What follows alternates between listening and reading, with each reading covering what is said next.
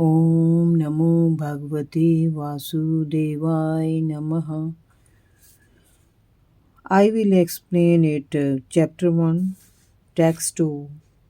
Dharam Progit Katvo Atra Parmo Nirmatsaran Sapta Ved Vastav Matra Vastu Shivadtap Trayon Mulanam Shrimad Bhagate Maha Muni Krite Kiva Pararishwar Sado Hadvaru Dhayate Atra Kutibi Shrushu Shi Bhisat Narakat Dharmaha Projihita Katvotara Paramo Nirmatsara Nam Satam Vedyam Vastam Atra Vastu Sivadam Tapa Tareona Mulanam Shrimad Bhagavatam Maha Muni Karate Kim Va Pareyer Ishware Saddev Hardi Avarudhyate Tara Karati Byahih Susaru Su Bhis Tat Kasanat. Completely rejecting all religious activities which are materially motivated, this Bhagavata Puran propounds the highest truth, which is understandable by those devotees who are fully pure in heart. The highest truth is reality, distinguished from illusion for the welfare of all. Such truth uproots the threefold miseries. This beautiful Bhagavatam, compiled by the great sage Vyasadeva, in his maturity, is sufficient in itself for God realization. What is the need of any other scripture? As soon as one attentively and submissively hears the message of Bhagavatam by this culture of knowledge, the Supreme Lord is established within his heart. Religion includes four primary subjects, namely peace, activities, economic development, satisfaction of the sins, and finally, liberation from material bondage. Our religious life is a barbarous condition. Indeed, human life begins when religion begins. Eating, sleeping, fearing, and mating are the four principles of animal life.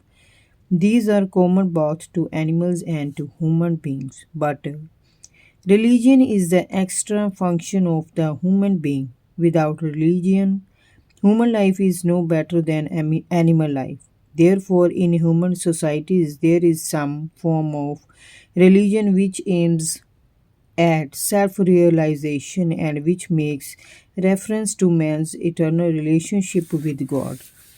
In the lower stages of human civilization, there is always competition to lord it over the material nature, or, in other words, there is a continuous rivalry to satisfy the senses. Driven by such consciousness, man turns to religion. He thus performs pious activities or religious functions in order to gain something material. But if such material gains are obtainable, in other words, then so called religion is neglected. This is the situation in modern civilization. Man is thriving economically, so at the present he is not very interested in religion. Churches, mosques, or temples are now particularly vacant. Men are more interested in factories, shops, and cinemas than in religious places, which were erected by their forefathers. This practically proves that religion is performed for some economic gains. Economic gains are needed for sense gratification. Often, when one is baffled in the pursuit of sense gratification, he takes to salvation and tries to become one with the Supreme Lord. Consequently, all these states are simply different types of sense gratification. In the Vedas, the above mentioned four activities are prescribed in the regulative way so that there will not be any undue competition for sense gratification. But Srimad Bhagavatam is transcendental to all these sense gratificatory activities. It is purely transcendental literature which can be understood only by the pure devotees of the Lord who are transcendental to competitive sense gratification. In the material world, there is keen competition between animal and animal, man and man, community and community, nation and nation. But the devotees of the Lord rise above such competitions. They do not compete with the materialist because they are on the path back to Godhead, where life is eternal and blissful. Such transcendentalists are known envious and pure in the heart. In the material world, everyone is envious of everyone else, and therefore there is competition. But the transcendental devotees of the Lord are not only free from material envy, but are well wishes to everyone, and they strive to establish a competitionless society with God in the center. The contemporary socialist's conception of a competitionless society is artificial because is the socialist state there is competition for the post of dictator from the point of view of the Vedas or from the point of view of common human activities, sense gratification is the basis of material life.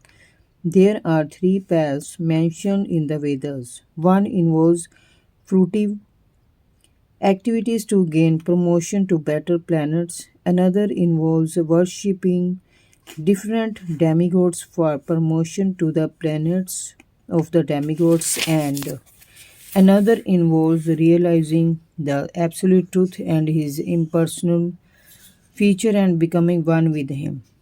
The impersonal aspect of the absolute truth is not the highest above the impersonal features in the Paramatma feature, and above this the personal feature of the absolute truth or Bhagwan.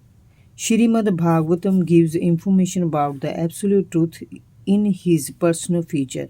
It is higher than impersonalist literatures and higher than the Jnana Kanda division of the Vedas. It is even higher than the Karma Kanda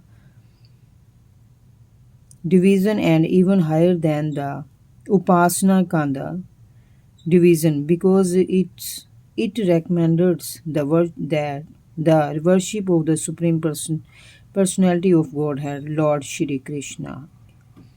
In the Karma Kanda, there is competition to reach heavenly planets for better sense gratification, and there is similar competition in the Janana Kanda and the Upasana Kanda. The Srimad Bhagavatam is superior to all of these because it aims at the supreme truth, which is the substance or the root of all categories.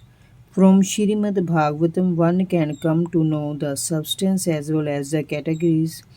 The substance is the absolute truth, the supreme Lord, and all emanations are relative forms of energy. Nothing is apart from the substance, but at the same time, the energies are different from the substance. This conception is not contradictory. Srimad Bhagavatam explicitly promulgates the simultaneously one and different philosophy of the Vedanta Sutra, which begins with the Janmadi Asya Sutra. This knowledge that the energy of the Lord is simultaneously one with and different from the Lord is an answer to mental speculators attempt to establish the energy as the absolute.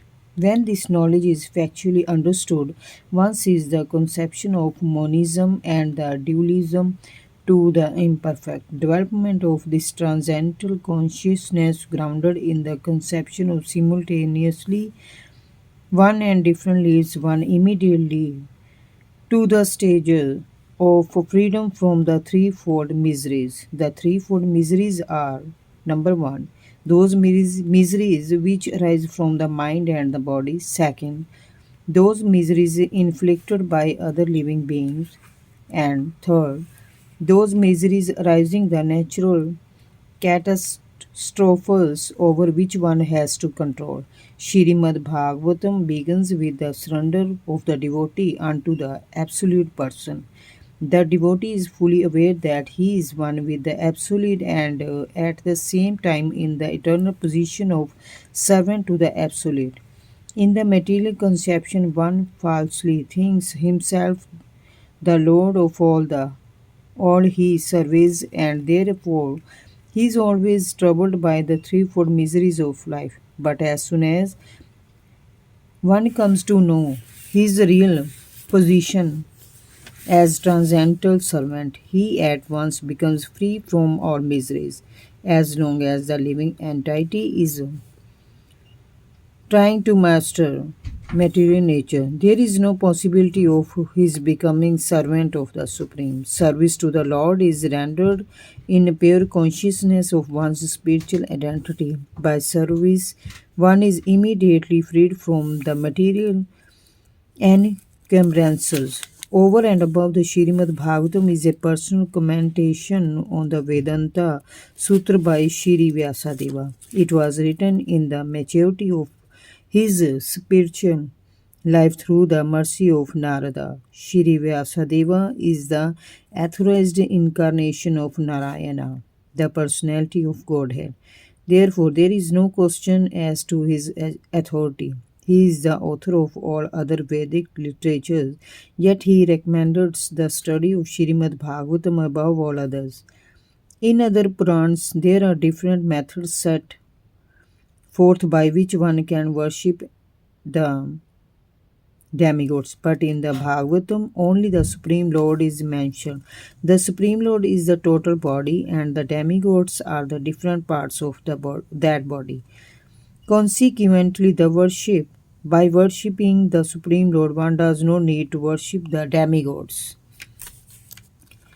The Supreme Lord becomes fixed in the heart of the devotee immediately. Lord Chaitanya Mahaprabhu has recommended the Srimad Bhagavatam as a spotless Purana and that distinguishes it from all other Puranas. The proper method for receiving this transcendental message is to hear it submissively.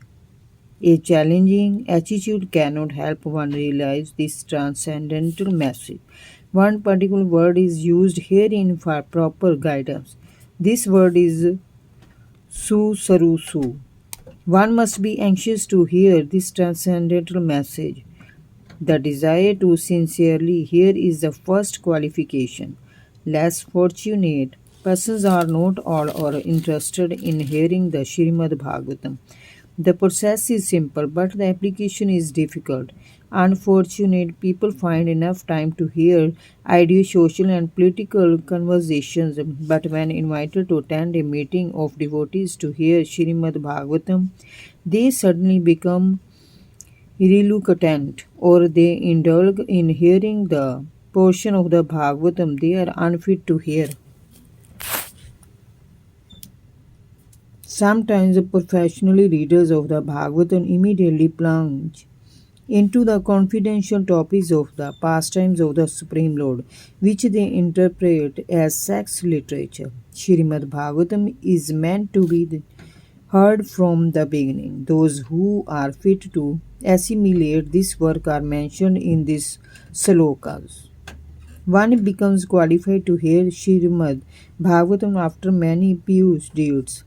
The intelligent person with thoughtful discretion can be assured by the great sage Vyasadeva that he can realize the Supreme Personality directly by hearing